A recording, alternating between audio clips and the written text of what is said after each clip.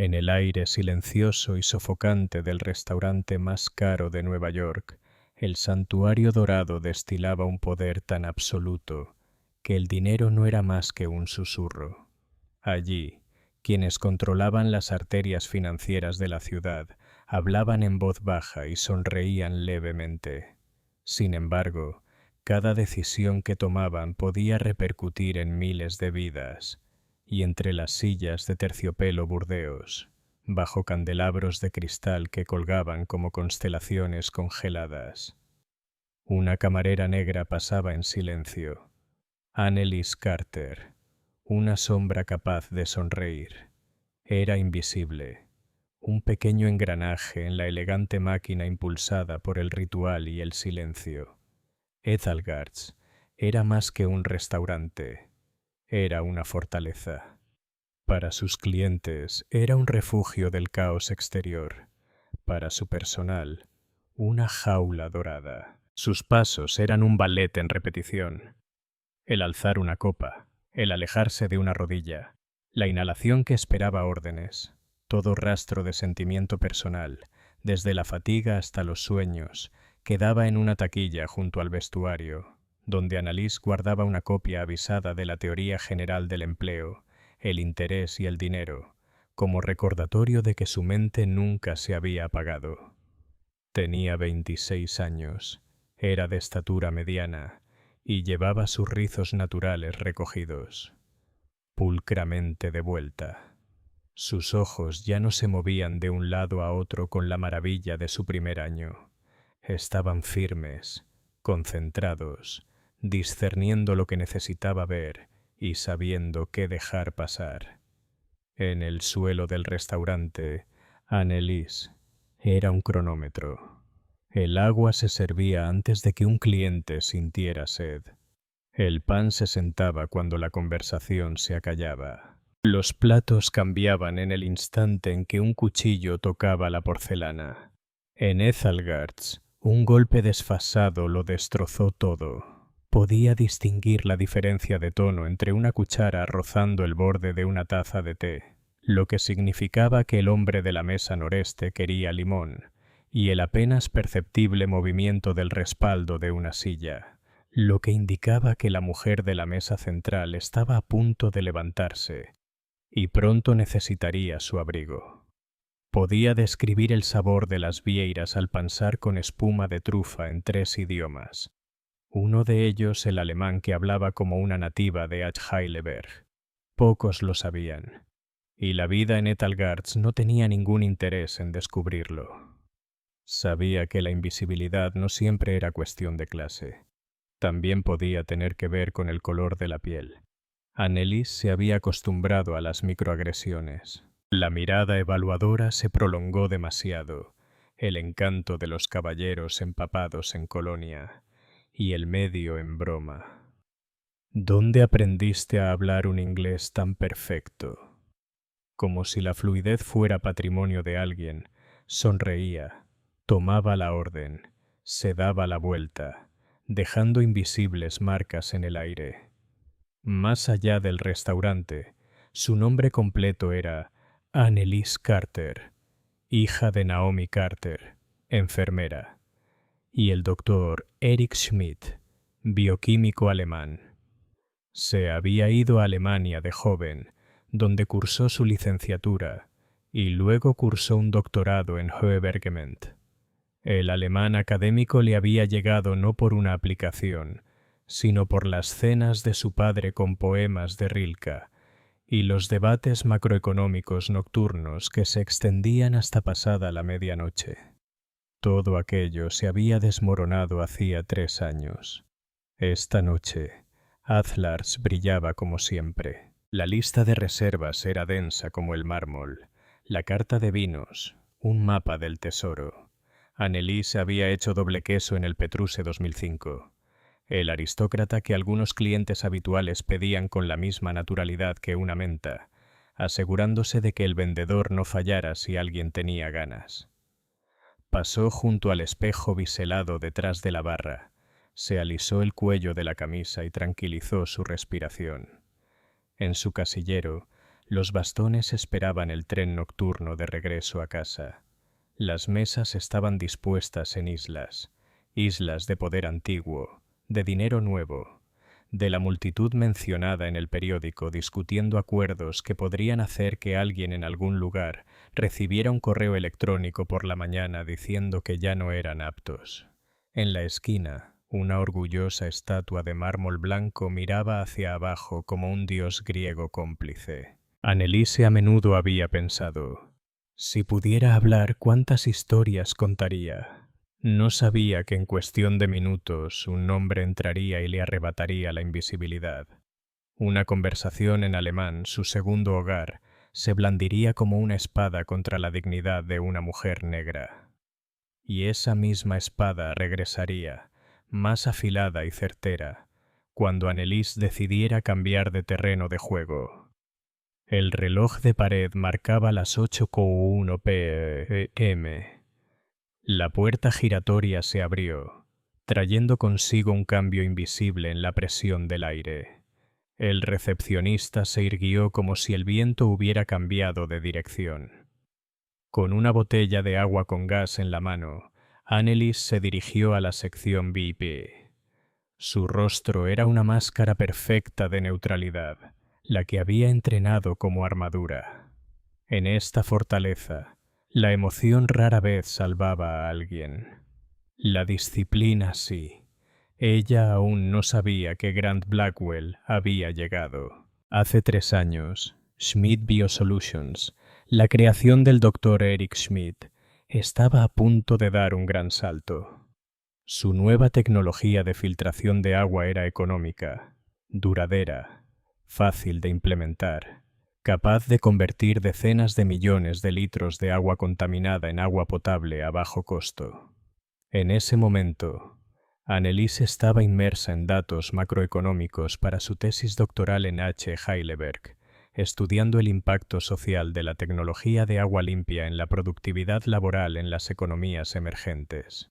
Todas las llamadas nocturnas con su padre terminaban igual. Cuando vuelvas a casa, inauguraremos la primera planta piloto. Entonces, un día, su padre la llamó con la voz quebrada. Blackwell Capital, el famoso fondo de adquisiciones dirigido por Grant Blackwell, se había interesado por la empresa. Las reuniones informales se convirtieron en negociaciones rigurosas. Las promesas de inversión se convirtieron en amenazas de retirar la financiación. Internamente, la campaña se llamaba North Star. Los rumores de problemas de liquidez se filtraron en el momento justo. Apareció un análisis oportuno que cuestionaba la estabilidad a largo plazo de la tecnología, y el valor de la empresa se desvaneció como gotas de lluvia en un cristal. Una semana después de firmar los documentos finales, presionado, amenazado y acorralado, el Dr. Schmidt sufrió un derrame cerebral. La mitad de su rostro ya no se movía. Anneliese colgó el teléfono, dejó el bolígrafo y se fue de Heidelberg en 2 días. A partir de entonces, su ritmo de vida se volvió brutalmente simple. Mañanas en el centro de atención, tardes en Ethelgarts, viajes nocturnos en tren a casa, desplomándose en el sueño al amanecer. Una y otra vez. Si Ethelgarts era la jaula dorada, entonces el dinero de las propinas era la clave temporal. Eligió el lugar porque una noche de suerte allí podía equivaler a una semana de sueldo en otro lugar. El precio era el silencio. Aprendió rápido. Disculpen la espera. Hablaba con serenidad, con calidez, con contacto visual sin desafío, con una sonrisa sin súplica. Algunos clientes la evaluaban como si inspeccionaran un mueble. Robusta, atractiva, silenciosa. Otros eran educados, pero fríos, como si su existencia fuera puramente funcional.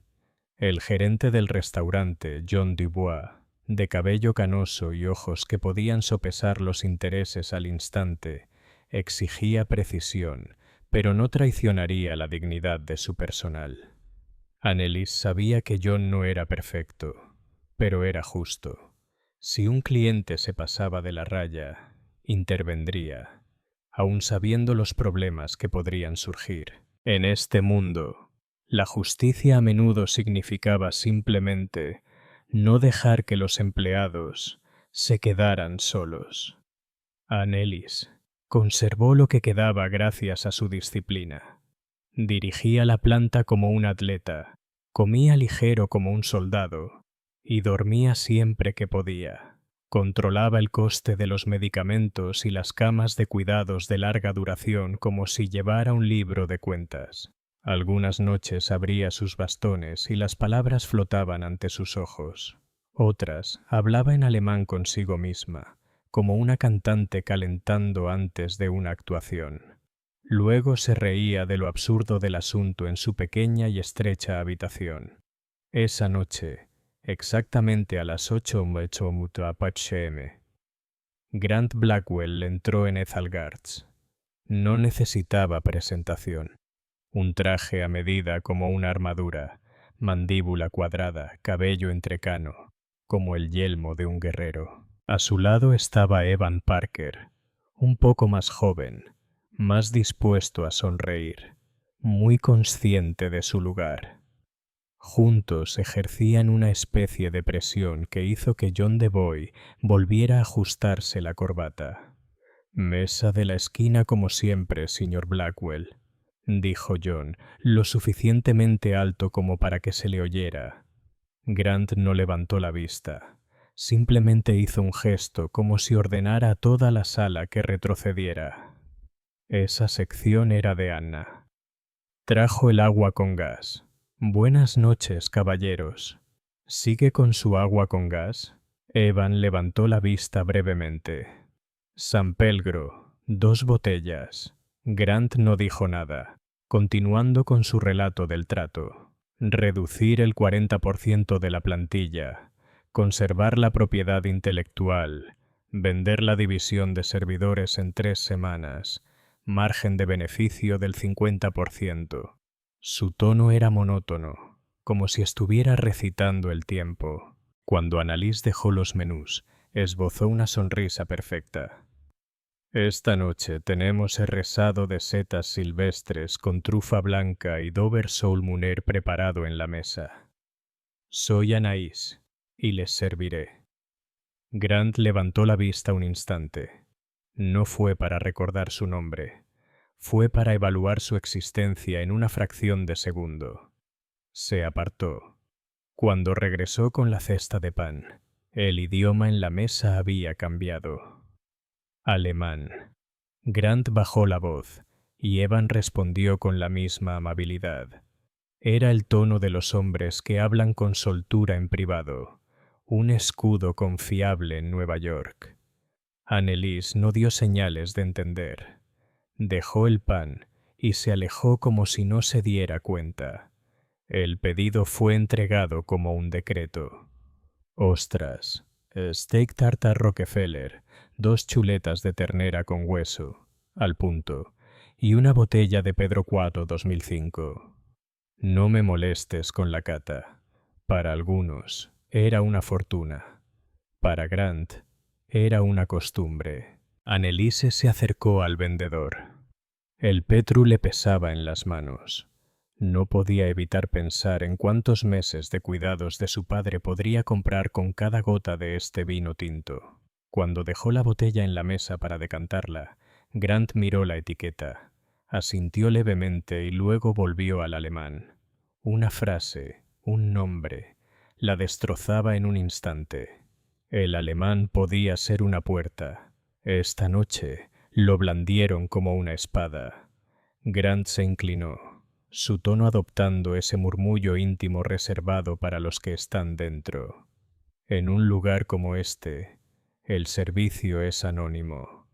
Son como muebles, bonitos, silenciosos, incapaces de oír nada. Evan rió suavemente, añadiendo un comentario ingenioso sobre cerebros de peces de colores. Annelies mantuvo la botella de vino inclinada en el ángulo perfecto, dejando que el líquido rubí fluyera hacia la delgada botella como una brisa. Por fuera era acero silencioso. Por dentro, una cuerda tensada hasta la tensión. Grant continuó en alemán, seco como un noticiero. Northstar, una obra maestra. El viejo Schmidt se creyó cada palabra que le dijimos. El nombre Northstar le vino a la mente como una piedra en un estanque que antes estaba en calma. Heidelberg, el laboratorio. Un memorando con los bordes rotos, el cálido y húmedo olor a químicos. Todo afloró de golpe en la cabeza de Anais. Sus manos no temblaban, el vino corría fluido y fluido. Evan levantó su copa y bebió un sorbo. El factor decisivo fue el informe a largo plazo. Esa firma fue el broche de oro. Entonces recordó un nombre: Mark Peterson. Se rieron. Annelies captó el ritmo entrecortado al final de la risa de Evans, esa cadencia de alguien que había aprendido a reír en Q. Grant empezó a presumir de su arte como un chef que muestra un cuchillo, susurrando sobre las decisiones correctas a las personas adecuadas, los detalles filtrados deliberadamente, un análisis técnico tan convincente que daba miedo, afirmando que la tecnología de Schmidt fallaría en 5 años. Los inversores entraron en pánico. Cuando les lanzamos el salvavidas, prácticamente se lo dieron todo. Sus palabras fueron como una piedra en el pecho mientras les decía que respiraran con calma. Entonces Evan dio otro paso atrás. Ese viejo incluso habló de ética científica, como si la ética pagara las cuentas. Grant rió, mirando a Annelies como si estuviera marcando un objeto que ya había cumplido su propósito. Mírala allí de pie, probablemente pensando en la propina para el alquiler. Seguían hablando en alemán, pero la intención era clarísima en cualquier idioma. Annelies dejó la botella. Sirvió una pequeña medida en el vaso de Grant Blackwell, otra en el de Evan Parker, y luego retrocedió medio paso, con la postura habitual de Ethelgard, todavía impasible. Oyó el tintineo de los cubiertos en otras mesas, el movimiento de una cuchara en un vaso en la barra, el leve crujido de la tapicería, un sonido cotidiano repentinamente distante, como de otro planeta. Volvió a ver a su padre, el hombre que le leía poesía alemana a su hija negra con una voz cálida como el vino, que explicaba las reacciones catalíticas sumergiendo una cuchara en agua azucarada. El hombre que una vez le dijo: «La ética no nos hará ricos, hija, pero hará que todo lo demás valga la pena». Y entonces, inmóvil, con la mitad del rostro inerte, logró apretarle la mano con más fuerza de la que el médico consideró prudente. En medio de todo eso, algo absurdo le vino a la mente. El viejo ejercicio de gramática alemana. Un genio tan pez como los peces. Sonrió levemente, una sonrisa que nadie vio, porque en ese instante insignificante reconoció la debilidad de Grant. Él usó el lenguaje como un muro, asumiendo que la persona al otro lado no sabía dónde estaba la puerta. Esa puerta era la gramática, justo lo que un sofisticado a menudo subestimaba. Cuando llegó el plato principal, 2 huesos y costillas chisporroteando con grasa fragante, Annelies los dejó ella misma. No se derramó ni una gota de salsa, ni un tintineo de plato, y ella no retrocedió. Se mantuvo firme, con la espalda recta. Grant frunció el ceño. «¿Hay algún problema?». Habló en inglés, con una voz más autoritaria que inquisitiva. El ambiente en la mesa cambió. Evan contuvo la respiración un instante. En las mesas cercanas, quienes estaban acostumbrados al riesgo empezaron a levantar la vista de sus comidas. Annelies inhaló profundamente. Todas las reglas tácitas entre el personal y el huésped. Estaba a punto de romperlas. No te metas. Lo haría. No hables primero. Lo haría. No uses el lenguaje del huésped. Lo haría. Y mejor. Miró directamente a Grant Blackwell. Cuando habló, su voz era un alemán académico, serena como el acero, ni aguda ni grave, pero con la suficiente fuerza como para dejar caer sus palabras sobre la mesa como materia sólida. Señor Blackwell, sí que hay un problema. La frase en alemán, como saltar la lengua, dejó a un cerdo paralizado en el aire. Evan se atragantó con el vino, tosiendo con fuerza y con la cara enrojecida.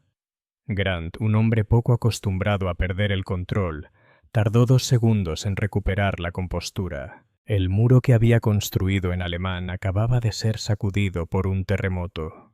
Annelies no cambió al inglés.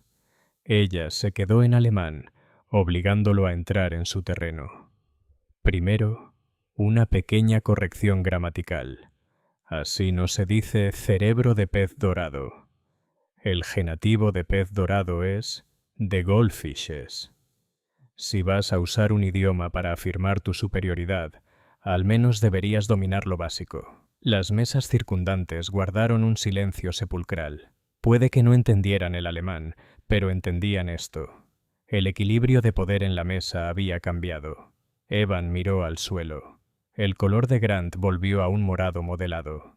Cambió al inglés para distraer al público. ¿Quién demonios te crees que eres? No le dio ese puente. Seguía en alemán. ¿Quieres saber quién soy yo?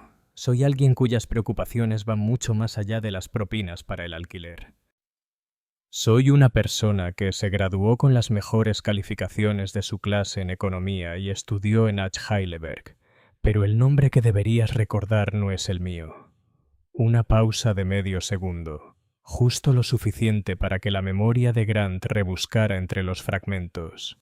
La voz, el acento, la confianza, Athelarts, Alemania, agua limpia. Un hombre llamado Schmidt. Soy Annelies Carter, dijo, dejando su nombre como una tarjeta de visita. Hija del doctor Eric Schmidt. Grant se encogió en su silla como si lo hubieran golpeado. Los cubiertos de una mesa lejana se detuvieron en el aire. Evan tartamudeó. Podríamos, pero la sentencia murió antes de nacer. Annelies no gritó. Recitó en alemán, breve, preciso, como una acusación formal. North Star fue una campaña de pánico artificial. Se filtraron mentiras deliberadas. Un informe a largo plazo falsificado, firmado por el doctor Mark Peterson, a cambio de la promesa vacía de un puesto en la junta directiva. Habló del derrame cerebral una semana después de la firma forzada de la noche en el hospital, cuando su padre le apretó la mano con tanta fuerza. No solo le quitaste su empresa, dijo. Has destrozado el espíritu de una científica. Un instante después, su voz se volvió muy baja, lo suficiente para que solo la mesa lo oyera. Ese Patronus que estás bebiendo esta noche, ¿sabes cuántos meses de cuidados a largo plazo vale? Grant se puso de pie de golpe. La silla trazó una línea en el suelo. Estás despedido, rugió, girándose para ver a John Dubois materializarse como una sombra detrás de Annelies. Pero John miró a su alrededor, captando la mirada de las islas de poder, sopesando la balanza, y dijo con claridad: La señorita Carter es mi empleada. En mi establecimiento no permito que los huéspedes abusen de mi personal. Quizás sea usted quien debería irse. Nadie aplaudió con fuerza, solo un murmullo como el viento entre las hojas. Annelies sacó un portacheques de cuero y lo colocó junto al chuletón intacto. Su cuenta, señor Blackwell, incluyendo la palmadita. Las palabras sonaron como una factura ética. Grant miró la cuenta, a Annelies, a la multitud. Luego arrojó un fajo de billetes arrugados. Se puso el abrigo y salió furioso. Evan lo siguió, reducido a una sombra. Las puertas de Edgars se cerraron tras ellos. Se hizo el silencio por 2 instantes. Luego, una suave ovación se extendió, discreta, pero audible. Annelies asintió y se giró hacia la cocina. La puerta batiente se cerró y la armadura que llevaba crujió. Sus rodillas se ablandaron. Su respiración se volvió entrecortada. Las lágrimas, ausentes durante 6 meses, regresaron. El jefe de cocina le puso un vaso de agua a su lado como un ritual.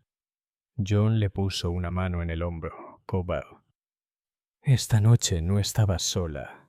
Al cerrarse la puerta de la cocina, el ruido de los guardias etílicos parecía haber quedado en otro planeta. El frío del acero inoxidable le presionó la espalda. Le flaquearon las rodillas y el chef Antoine le acercó un vaso de agua. «Bebe», dijo. Respiró hondo. Su corazón se aceleró, pasando de una carrera a toda velocidad a una marcha. John Dubois se paró frente a ella, manteniéndole el espacio justo para mostrarle respeto y apoyo. Habló lentamente. «No te despedirán. Yo me encargo del resto». Annelies asintió. No dio las gracias de inmediato. Esas palabras necesitaron tiempo para formarse sin quebrarse en su garganta. El resto del personal de cocina y de planta se dispersó como guardias sin órdenes. No la tocaron, pero tampoco apartaron la mirada. En un lugar donde los empleados solían estar solos, tener a alguien a tu lado era suficiente para evitar que te descontrolaras. 5 minutos después, John dijo: «Tómate el resto de la noche libre. Yo me encargo del papeleo». Sabía que habría llamadas, correos electrónicos, amenazas. Edgard sobrevivía gracias a un delicado equilibrio entre el dinero de mecenas adinerados y la barrera moral que le impedía convertirse en un lugar donde se pisoteaba la dignidad. Esa noche, la balanza se inclinó hacia esa barrera. Annelies se cambió de ropa, doblando su uniforme con la pulcritud de un mapa antiguo. En su casillero, el libro del bastón reposaba como un amigo que sabía que los números no podían curar un corazón roto. Recogió su bolso, se detuvo en la puerta trasera, con la mano en el picaporte de acero, dudando un instante antes de abrirla. En el comedor, tras la conmoción aún presente, la mesa VIP estaba vacía. La silla de Grant seguía ligeramente torcida. Murmullos entre las islas de poder revoloteaban como pájaros asustados. Algunos ojos siguieron a Annelies al pasar, no con escrutinio, sino con reconocimiento. En cuestión de minutos, un mueble se había convertido en la figura central de la habitación. En una mesa cerca de la ventana, Evelyn Reed dejó el teléfono.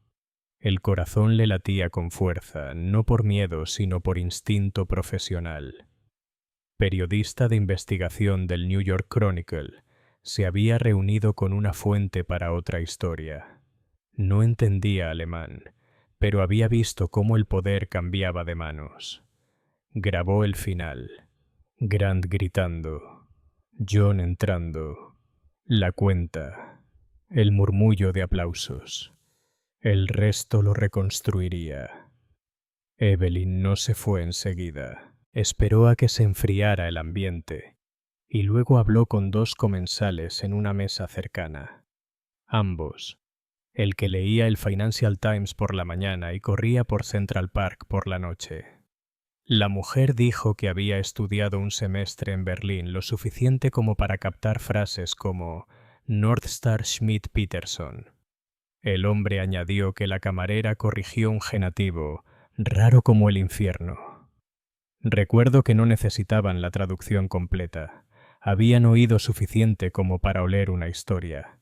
En el mostrador, Evelyn le entregó su tarjeta a Marta, la recepcionista de noche. «Si la gerente necesita contactarme». «Aquí estoy». Marta no prometió nada. A Etalgars no le gustaba la prensa, pero le dio las gracias. Con un pequeño gesto que entreabrió la puerta. Evelyn salió a la calle. El viento nocturno atenuó el ruido de los coches. Reprodujo la grabación percibiendo el roce de la silla. La voz del gerente. «Estás despedido». Observó que la camarera hablaba alemán. Nombra a la estrella del norte Schmidt-Peterson, al multimillonario Grant Blackwell, al socio Evan Parker y al gerente John Deborah. Le escribió a su editor. «Tenemos una historia», sugirió un titular. «El multimillonario y la camarera de Ethelgards». La respuesta fue rápida. «Adelante». De vuelta en la redacción, Evelyn comenzó con los registros públicos. Grant Blackwell, Blackwell Capital, un historial de adquisiciones, críticas por recortar personal. Se pasó a fuentes abiertas, una empresa llamada Schmidt Biosolutions, Clean Water Technology, con indicios de una adquisición hace 3 años. Northstar, ausente de la prensa, pero encontró a un analista que había usado el término en un informe interno filtrado en un foro financiero. Los fragmentos encajan a la perfección para esbozar el esquema. La esquina que faltaba era la camarera. Evelyn necesitaba un nombre. Regresó a Ethelgards a la mañana siguiente durante el cambio de turno. Marta la reconoció. No hay información oficial, pero sí algo de amabilidad. Se llama Annelies. No tiene apellido, pero Annelies fue suficiente para una búsqueda específica. El equipo de Osent se puso manos a la obra. 10 minutos después, tenían 3 posibles coincidencias con Annelies trabajando en restaurantes de Midtown. Un cárter aparecía en una vieja factura de entrega y una foto borrosa de un empleado abrigado saliendo de una estación de tren nocturna, publicada por un restaurante el mes pasado. El color del uniforme coincidía. No era una prueba, pero era creíble. Evelyn dudó en llamar a la puerta. La línea entre cubrir una noticia delicada y violar la privacidad era delgada. Primero envió un correo electrónico. «Soy Evelyn Reed, reportera. Escribo sobre lo sucedido. Quiero protegerte de cualquier distorsión. Si quieres contar tu versión, aquí estoy». No hubo respuesta. Redactó el artículo sin citar a Annelies. El enfoque se centró en la escena de la noche anterior, la dinámica de poder, el cambio de lenguaje táctico y el ancla moral. Cuando John defendió a su equipo, ella dejó 3 espacios reservados para que Northstar Schmidt-Peterson los verificara durante la noche. Llamó al abogado de prensa del periódico para verificar qué partes eran narración y cuáles conclusiones. En este negocio, una conjunción podría ser una espada. Cerca de las 3 am, Evelyn presentó su artículo. El editor respondió. «Públicalo en la edición de la mañana a las 6:30. El titular decía: «El multimillonario y la camarera de Ethelgards». Una conversación en alemán que expuso un núcleo de manipulación. Evelyn dormitaba en su silla, con el café enfriándose y el bolígrafo aún en la mano, como un soldado que se niega a deponer las armas. Y Annelies se sentó en el tren nocturno, con la frente contra el cristal negro como un espejo. Nueva York retrocedía. Su teléfono prepago estaba en silencio. Aún no se lo había dicho a su madre. Su respiración se había estabilizado. Cuando el tren se detuvo en su estación, se levantó y se quedó paralizada un instante.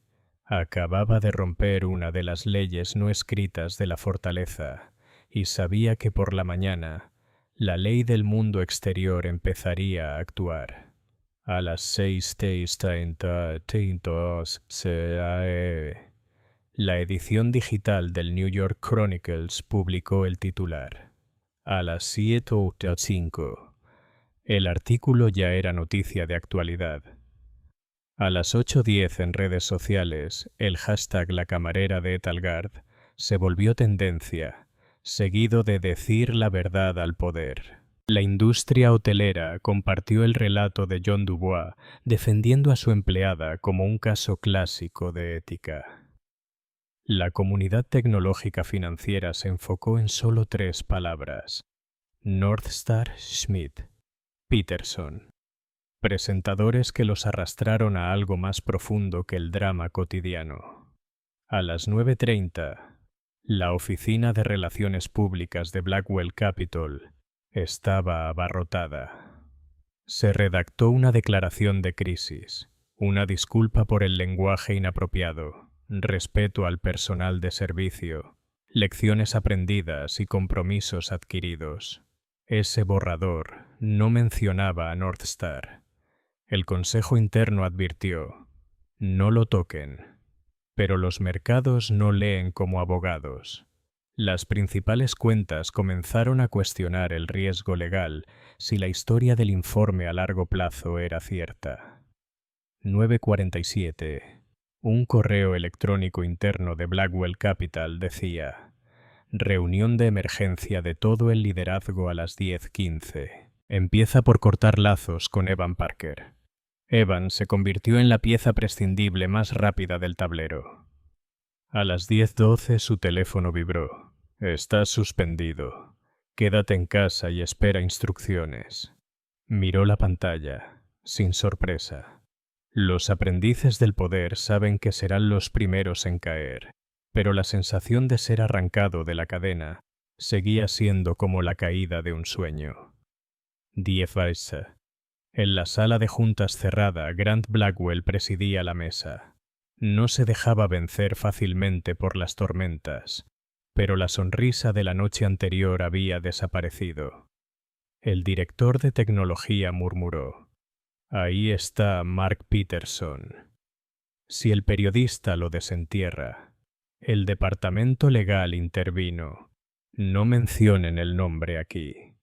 El director financiero preguntó: ¿cuál es la caída total del valor hoy si esto se extiende? Relaciones Públicas respondió: imposible de proyectar, pero significativo. Un director independiente, rescatado por Grant en un acuerdo el año pasado, permaneció en silencio, tomando notas. Ante un riesgo legal, la gratitud suele ser efímera. 11:05. Evelyn recibió un correo electrónico de 2 comensales de la noche anterior confirmando más detalles. Uno había usado una aplicación de traducción rápida en su mesa y captó frases como informe quinquenal, último clavo y asiento en la junta. No era una prueba legal, sino humo denso. Añadió a su artículo: testigos independientes confirmaron que la conversación en alemán hacía referencia a un informe a largo plazo, un intercambio de asientos en la junta y el nombre en clave Northstar. La actualización se publicó a las 11:22. 12:01. La Oficina de Cumplimiento de una agencia federal, conocida universalmente como la SEC, emitió un mensaje interno. Véase la crónica. Compruebe si alguna empresa fue acusada de falsificar informes técnicos en una adquisición hace 3 años. Esto aún no era una investigación, solo el primer vistazo de una autoridad. 14. Blackwell Capital emitió un comunicado oficial. Se disculpó por el lenguaje inapropiado y notificó que el compromiso de Evan Parker había terminado. No se mencionó a Northstar. Reacción pública. Disculpa débil, dejando en evidencia al subordinado, criticando el tono, no la conducta. Palabras arrojadas a su origen como piedras. En un apartamento pequeño en Queens, Annalise estaba sentada frente a su vieja laptop. Cada notificación le daba un vuelco en el estómago. Números desconocidos llamaban en rápida sucesión. Apagó el timbre. Al mediodía, un correo electrónico destacaba entre los demás. Robert Chen, director ejecutivo de Phoenix Holdings. Asunto: el legado de tu padre.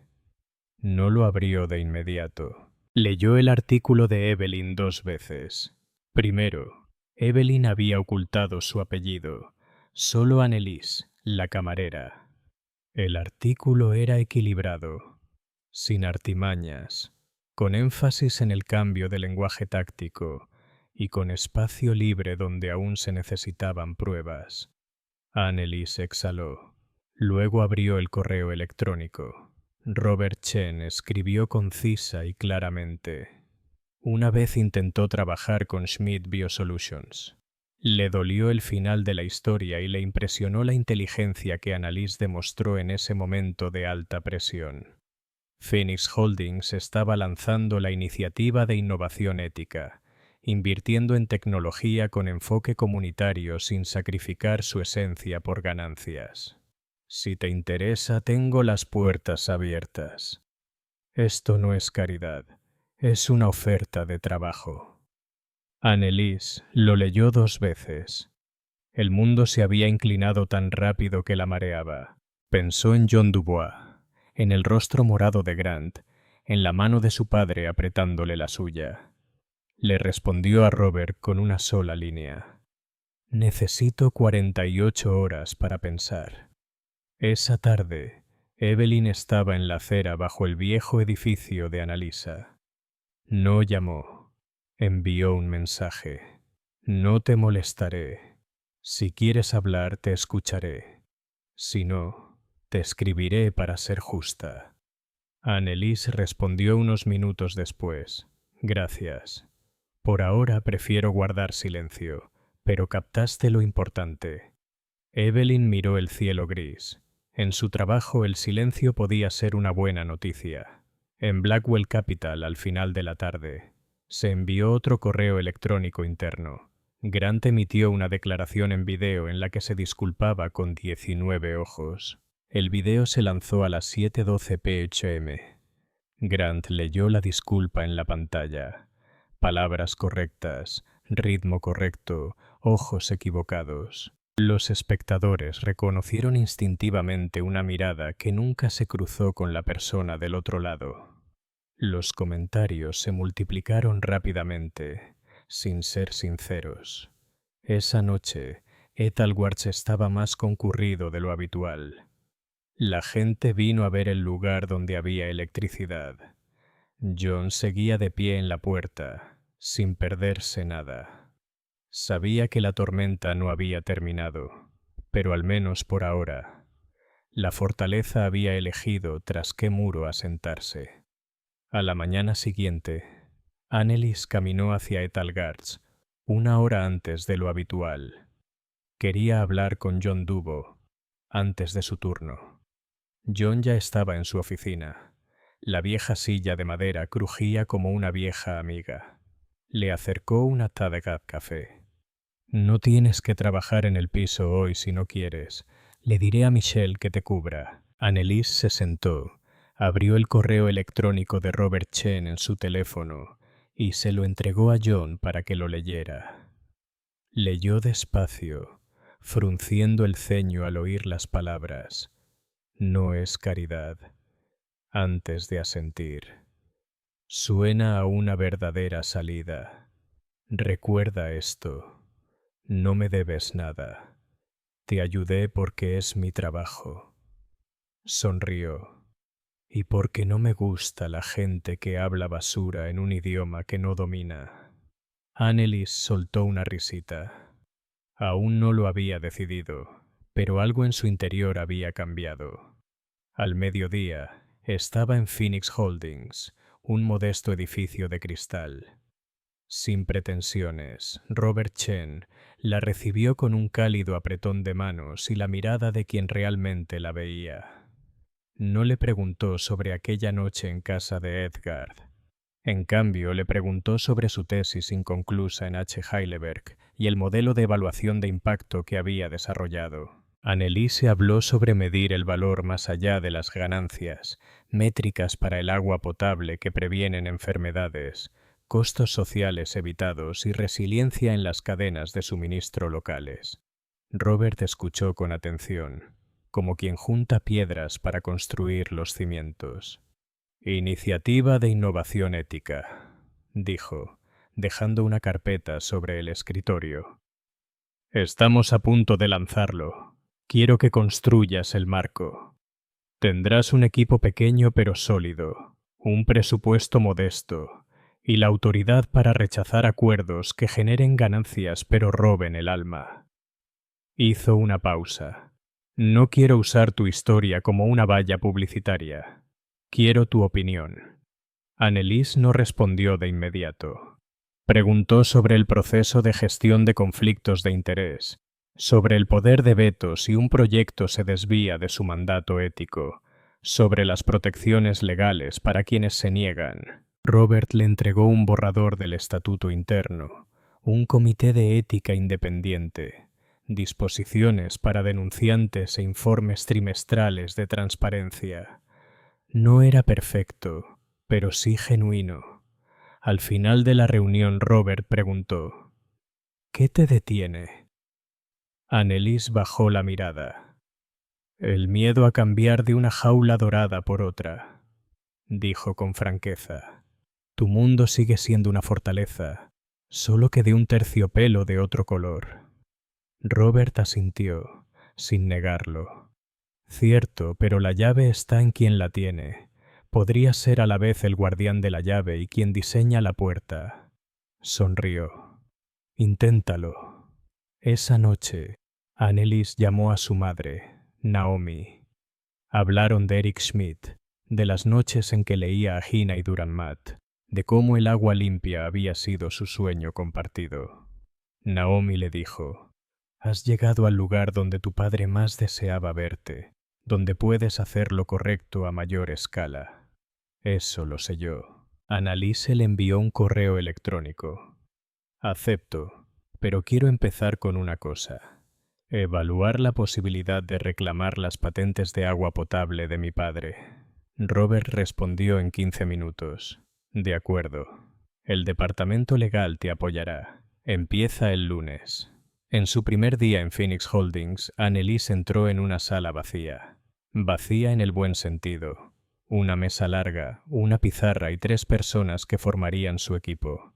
Bria, de análisis de impacto, Miguel, de ingeniería de producto, y Lena, abogada con experiencia en derechos humanos. La veían no como un símbolo, sino como su jefa. Anneliese colgó en la pared una gráfica con la etiqueta Diseño de flujo ético. Una idea. 2. Debida diligencia técnica. 3. Modelado de impacto. 4. Criterios éticos. Transparencia entre personas y medio ambiente. 5. Estructura de capital que protege la misión. 6. Salida responsable. Optó por una prueba inicial. Vidian Dynamics, 2 jóvenes ingenieros con un polímero biodegradable para reemplazar los plásticos de un solo uso. Los datos financieros eran inestables y las diapositivas poco convincentes, pero la base científica era sólida. Miguel analizó las muestras de laboratorio. Prilla calculó la densidad de reducción de residuos en las regiones piloto. Lena revisó las cadenas de suministro para evitar la explotación laboral. Elise concluyó que la cláusula de emisión de inversión condicional en los estatutos de la empresa prohíbe la venta de más del X% a ningún fondo que no esté comprometido con los criterios ESG. Robert la firmó. Mientras tanto, el equipo legal de Phoenix inició una especie de partida de ajedrez diferente. Rastrear la parte de los derechos de patente de agua limpia que pertenecía a una empresa fantasma de Blackwell Capital. El resto estaba comprometido con un banco. Pero Blackwell estaba desangrándose. Los tenedores de activos tóxicos quieren salir cuando el mercado se descontrola. Anneliese y Lena redactaron una oferta. Recompra a una fracción del valor, pero con pago rápido y una cláusula de no admisión de responsabilidad. A veces, lograr un objetivo ético implicaba ser pragmático. Por otro lado, Anneliese escribió un memorando interno. No me conviertas en la historia. Que la historia sea el sistema que diseñemos. No quería que todas las reuniones comenzaran con guardias de seguridad. Quería que comenzaran con ecuaciones. Al final de la primera semana se anunció la inversión de Vidian. La prensa preguntó: ¿Es por Anneliese Carter? Robert respondió: por los datos. Anneliese permaneció a su lado, en silencio. No por modestia performativa, sino porque sabía que el ruido podía arruinar el trabajo si se le permitía dirigirlo. A altas horas de la noche se encontraba junto a la ventana de su oficina, contemplando el torrente de luces de Nueva York. En el rincón más alejado, los guardias Setok brillaban como un faro. Pensó en jaulas doradas y se dio cuenta. Hay jaulas que uno mismo abre cuando está dispuesto a poner la mano en la cerradura. Esta cerradura ahora llevaba el nombre de Phoenix y la llave estaba en su mano. El lunes por la mañana, el buzón interno de Phoenix Holdings contenía una breve nota del departamento legal. Hemos recibido una consulta de una agencia federal sobre la adquisición de Schmidt Biosolutions. Responda solo a través de un abogado, sin bombos ni alarmas, solo con un lenguaje cuidadoso. Anneliese lo leyó, lo dejó y pensó en la cadena de custodia. ¿Quién tocó un documento? ¿Cuándo? ¿Y a dónde fue? No tenía intención de interrumpir el flujo normal. Lo que aún tuvieran su padre y su abogado, lo pasaría a través de su propio abogado, para que siguiera el camino correcto. La mañana transcurrió en un proceso.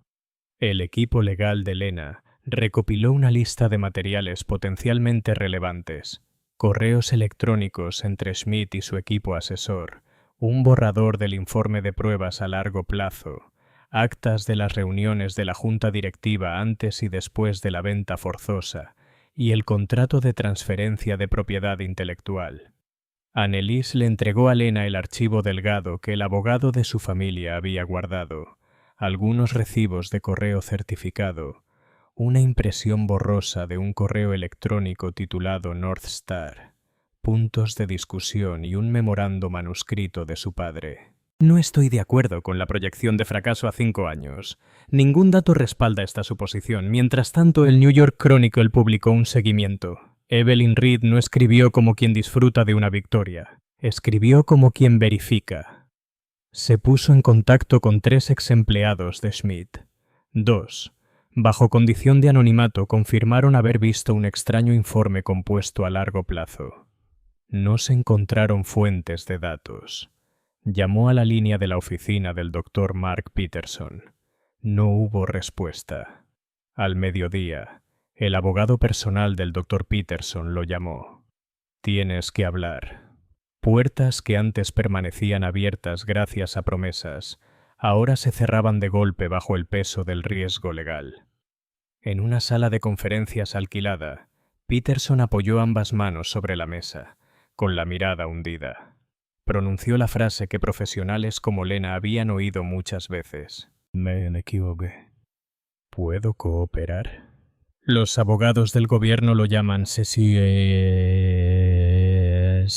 de consulta, donde uno dice lo que sabe con la esperanza de obtener clemencia. Al otro lado de la ciudad, Grant Blackwell estaba sentado con su junta directiva. La pantalla de cotización de acciones montada en la pared miraba con frialdad. Relaciones Públicas informó: el video de disculpas no está llegando. Un director independiente dijo rotundamente: el problema no es el tono, sino la conducta. Otro recordó al grupo la cláusula de hombre clave en los acuerdos con los inversores. Si el director no puede cumplir, los inversores pueden retirarse. Grant guardó silencio. Conocía la mecánica del poder. La buena voluntad vence. La responsabilidad legal no. Antes de las 17 horas, un aviso oficial llegó a los buzones de los medios. Blackwell Capital anunció que Grant Blackwell dejaría temporalmente su cargo de director ejecutivo para que la firma pudiera centrarse en las operaciones. Palabras familiares, estructura familiar, pero el efecto impredecible. Quienes están en el no leen entre líneas. El desenlace había comenzado. El martes, Annelies recibió una citación como testigo. Cronología del evento. Lo que escuchó en alemán esa noche. El origen de los documentos que su padre le había entregado a su abogado. Se sentó con Lena en una sala de declaraciones civiles, respondiendo brevemente, sin especular. Si no lo sabía, decía, no lo sé. Las palabras sencillas pueden ser la mejor defensa. Esa tarde, Evan Parker, suspendido desde el primer día, recibió un sobre de la empresa. Los papeles de despido. Sin reunión, sin despedida, solo un período de sequía. Miró la página un buen rato antes de guardarla en un cajón. Su apartamento estaba tan silencioso como el aire antes de una tormenta. Nadie llamó. Esa noche, Annelies escribió en su cuaderno: no cazamos cabezas, reparamos sistemas. Recordó la línea entre la justicia y la venganza. Cada vez que se mencionaba el nombre de Grant Blackwell, volvía a su pregunta original: ¿cómo llevar la tecnología del agua limpia al mundo donde se necesita, mejor protegida que antes de la cláusula del capital oportunista? 2 días después, Phoenix recibió una respuesta positiva del banco que tenía la garantía de una empresa fantasma de Blackwell. Querían vender el paquete de patentes porque ya no encajaba en su cartera. Lena contestó el teléfono. Ofrecemos X cantidad de pago inmediato con una cláusula de no admisión de responsabilidad. 2 segundos de silencio al otro lado. Luego llegó el acuerdo. En este mundo, a veces la justicia se filtraba por la puerta pragmática. Ese mismo día, los abogados del Dr. M. Peterson enviaron una carta de cooperación al gobierno. La noticia se difundió rápidamente. Evelyn no escribió. Él traicionó. Luego se arrepintió. Ella escribió. Un científico débil que intenta dar marcha atrás. Comprendió una simple verdad. Sin personas como Peterson que cambiaran de rumbo, el sistema no tendría forma de corregirse. El artículo de medianoche dividió la opinión pública. Annelies lo leyó sin alegría. Solo vio una palanca recién cambiada, que dejaba que el agua fluyera de vuelta al lado correcto. El viernes, se firmó la carta de intención para comprar las patentes. Robert Chen envió un breve correo electrónico. Bien. Siguiente paso. Proteger la misión. Annelies respondió. Quiero que este activo se incorpore a un fideicomiso público. Robert respondió. Hazlo. Esa noche, Annelies llegó tarde a casa. En su mesa había una fotografía de su padre sonriendo bajo los laboratorios. La sonrisa de un hombre que creía que la tecnología podía facilitar la vida. Se quedó allí un buen rato. Afuera, el mundo seguía sonando. En su pequeña habitación, escuchó un clic muy suave. Otra puerta a su pasado se cerraba. 3 semanas después, el trato se cerró. El paquete de patentes para la tecnología de filtración de agua de Schmidt estaba ahora en manos de Phoenix. Nada de una conferencia de prensa ostentosa, solo una línea en el informe interno. Annelies y Lena registraron el Schmidt Water Trust, un fideicomiso público con estatutos que establecen licencias gratuitas para organizaciones sin fines de lucro que atienden a comunidades de bajos ingresos, licencias de bajo costo para municipios con recursos limitados, manuales de operación de libre acceso bajo una licencia abierta y el requisito de que todos, los socios, publican datos transparentes sobre la calidad del agua. Los ingresos generados se reinvertirían en la capacitación de técnicos locales. Bria creó un marco de evaluación de impacto, reducción de casos de enfermedades diarreicas al mes, ahorro de horas para mujeres y niños que ya no tienen que ir a buscar agua lejos de casa, ahorro en costos de atención médica familiar, tasas de asistencia escolar de los niños. Miguel modificó el diseño del módulo de filtro para facilitar su mantenimiento. Bandejas extraíbles manualmente sin herramientas especializadas, materiales disponibles localmente y manuales en el idioma local. El nombre del proyecto piloto fue Clear Start Seong. El piloto nacional se centró en un condado costero que acababa de superar una temporada de tormentas y cuyo sistema de agua era inestable. El Departamento de Salud local colaboró. Phoenix apareció no como salvadores, sino como ingenieros. En la escuela primaria Riverton se instalaron 10 nuevas pestañas. Prilla contrató a una clínica local para que registrara datos sobre enfermedades gastrointestinales durante 6 meses. No buscaba un milagro repentino. Quería gráficos consistentes, no titulares. El programa piloto internacional se estableció en Kudra, África Occidental, en colaboración con una pequeña ONG llamada Blue Horizon. Lena colaboró con la Junta Local de Agua para garantizar que todos los contratos incluyeran una cláusula de transferencia de habilidades. Los técnicos locales recibirían capacitación y se encargarían del mantenimiento. Una tarde calurosa bajo un techo corrugado, Annelies se sentó con los técnicos agua, Kofi y Musa.